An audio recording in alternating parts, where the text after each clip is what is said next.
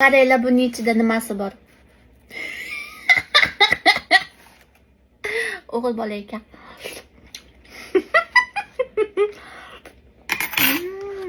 Tailandga borib ko'rmagansiz, lekin Tailandning milliy ovqatini yeb ko'rmoqchimisiz? Unda shu videoni ko'ring. Men Tailandni milliy taomini zakaz qildim. Tadam! Buning ichida oq guruch, salati va Tailandning milliy sho'rvasi. Beiqatligimda shu sho'rvaga boshim qorong'u bo'lgan. Bu sho'rvaning ta'mi oddiy emas, boshqacha, qanaqadir boshqacha va shirin. Sho'rvaning ichida qo'ziqorin, krevetki, ko'k piyoz, pomidor va midye qo'shilgan. Mana qaranglar. Wow! Bu sho'rvani oq guruch, trupli salat va petrushka bilan birga yeyiladi. Yoqimli ishtaha. Petrushkani ichiga solamiz. Men oxirgi marta bu sho'rvani o'tkayla ichgandim. Qani bismillah.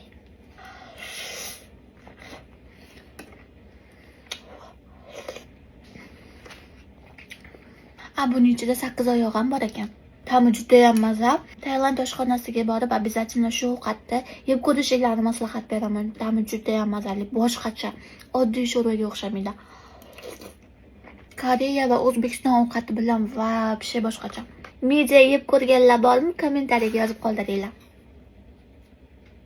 Wow.